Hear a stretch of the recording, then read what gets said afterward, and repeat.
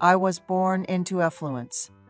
My father was a successful construction entrepreneur, and being an only child, I had the luxury of his full support. However, my beautiful and kind mother fell ill with a severe disease, and after battling it for 2 years, she passed away when I was just 9 years old. 2 years later, my father remarried his new wife, being only 15 years older than me. Can you imagine? She was just 26. People usually wait at least 3 years before remarrying after the death of their spouse, but I guess my father was in a hurry. Perhaps he was looking for a new mother to care for his young son. Looking back, I suppose his wealth made it easier for him to attract a younger wife. My stepmother was young and pretty, standing at 5'6", and was also very kind. My father seemed to enjoy his newlywed life with her. As I grew older, I began to realize how beautiful she was, almost as beautiful as a celebrity. I could say that my fairly uneventful adolescence was due to her kindness and care. I got accepted into a prestigious university, and my father's business continued to prosper. Although I didn't need to work for money, my father advised me that it would be a good experience to do some part-time work. So I worked on a construction site during the holidays, mixing cement with water. The wages I earned felt incredibly valuable after a hard day's work. One day, I bought a watermelon with my wages and gave it to my stepmother. She patted me on the back gently, which somehow made me blush. We lived happily as a family. After serving in the military, I was waiting to return to school while working part-time. Then one day, I came home to find my father's belongings scattered about the living room. My stepmother was crying, and when I asked her what happened, she told me that my father had cheated on her. In her anger, she had thrown all of his clothes from the wardrobe into the living room. My father left the house, claiming that my stepmother was overly attached, since their daughter was already 10 years old. My stepmother was left alone to raise her, while my father agreed to provide only the necessary living expenses.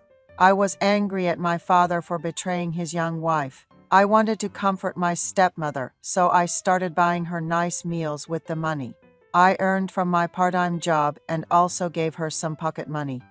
Despite the circumstances, my stepmother never lost her gentle smile and took good care of me and my sister. I was busy after returning to school, and my father's separation period just seemed to extend. Looking at my father's life, I decided not to date for a while and focused on studying. As my sister grew older and her tuition fees increased, my stepmother had to contact my father for additional support.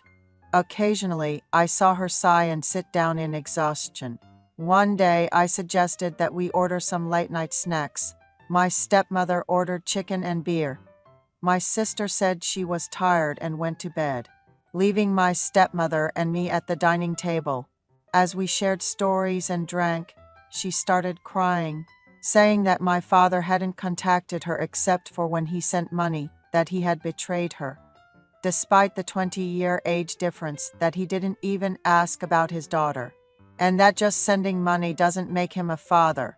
I gently patted my stepmother's slender shoulders, comforting her, saying, "Stepmother, Dad will come back someday. Let's live well until then." She had too much to drink and went to her room to sleep. I was about to go to my room after cleaning up when my stepmother softly called out to me, "Son, I've felt so lonely. Things were good when your father and I first got married, but after we had our daughter, he only had eyes for her. I was always complimented for my youthful looks, but your father began to distance himself from me. During that time, you were growing up so well, buying me delicious food, even giving me pocket money from the earnings of your part-time job. I'm grateful. I'm embarrassed to say this, but I started to see you as a man. I've wanted to confess my feelings for a while now, but I've been too shy. This isn't drunk talk. I'm confessing to you with the help of alcohol. Can you be my man tonight?" she asked. I too was a bit drunk, and her confession seemed to make things fall into place. I must admit, I had often fantasized about my stepmother. That night, I agreed to be with her. We made love, and my stepmother, who was in a man's arms after nearly 3 years, began to sob. I told her not to cry, that I would comfort her and help her forget her resentment towards my father. From then on, when my sister was at school and I had no classes, my stepmother and I had our intimate moments. We made love in the master bedroom, drove around in her car, visited gourmet restaurants. To others, we may have looked like a couple of a similar age, rather than a stepmother and stepson. Seeing her leaning on my arm, I felt content. Our relationship lasted for about a year, and I graduated and found a job. I rented a studio apartment near my workplace, but I spent 3 nights a week at her place, fearing she might feel lonely. I gave her all of my first salary. I confess, I visited home more often because of my relationship with her. On my birthday, she prepared a grand dinner, and my sister gave me a shirt as a gift, making it a memorable day. That night, my sister went to bed early again, and my stepmother, dressed up specially, spent the night with me. Then one day, my father came back home. My stepmother accepted his apology and decided to take him back. She thanked me for the wonderful time we had and suggested that we should go back to being just stepmother and son. She also insisted that our secret should be taken to the grave. The reason, I believe, was because I wasn't earning as much as my father. I was barely making ends meet, paying for my living expenses and saving a bit. With my sister's tuition fees increasing, my father's return was a lifeline my stepmother couldn't afford to lose. My parents looked awkward together, but seemed to be trying to mend their relationship, and all I could do was watch. I stopped visiting home except for holidays and birthdays. I occasionally exchanged formal greetings with my stepmother, but that was about it. Yes, that was good enough for me. And I remember my stepmother with happiness. I'll write a review. My stepmother seemed to be getting along well with my father, and it had been 3 months since I had any interaction with her. She occasionally contacted me, but I avoided meeting her with various excuses. Then one day, just before the end of the workday, I got a call at my office desk. Someone was looking for me, so I hurried out. It was fall, and the wind was gently blowing. My stepmother was standing in the lobby of my office. She was wearing a green dress and a cardigan, and she looked stunning. The employees who were leaving work kept stealing glances at her. I introduced her to a coworker, who joked how lucky I was to have such a young and beautiful mother. I always felt this way when I was with my stepmother. She was always beautiful, and I was proud of her. We went to a nearby restaurant and ordered steak, pasta, and salad. We also ordered wine, but my stepmother didn't look happy. She asked if I had been doing well and why I was avoiding her calls. I told her that I couldn't be selfish, that it was important for her and my father to get along.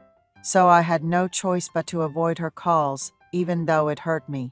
She said she had been having difficulty eating. When I asked her what was wrong, she said she was constantly nauseous. I asked, could it be related to our relationship?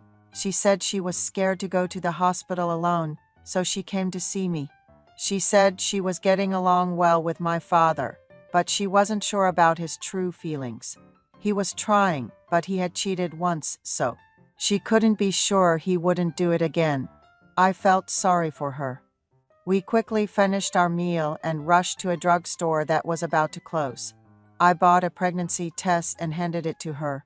She said she wanted to see my apartment, so we bought some beer and snacks and went to my place. She looked around my messy apartment and scolded me, saying, "You can't live like this, just because you're a man living alone. No matter how busy you are, you should always keep your place clean." She said she hadn't been able to take the pregnancy test because she was scared of feeling nauseous and missing her period, but she said she would take the test the next morning because it's more accurate in the morning. We started drinking beer. She said, I missed you so much. Were you surprised when I showed up out of the blue? Please answer my calls. Let's go back to the way we were. Promise?" She looked at me with pleading eyes. Even though I knew what she was worried about, we became one that night. I took her home in a taxi early in the morning and couldn't sleep. When the morning came, I received a text message from her. I took a pregnancy test. "There's nothing to worry about," it said. I can't tell you how relieved I was. We met again that evening, and she told me that she had been to the gynecologist because her periods were irregular and she had gotten a shot. But because she was constantly nauseous, she was advised to go to an internist. She had an endoscopy a few days later and was diagnosed with chronic gastritis. It wasn't as serious as we feared, and we were relieved. Our relationship returned to the way it used to be. Sometimes my stepmother would come to my apartment. Before I got off work and prepare a delicious meal, we would sit across each other and eat, then go to the bedroom and have a good time. One day, after work, I walked into my apartment to find my stepmother sitting there with a furious look on her face.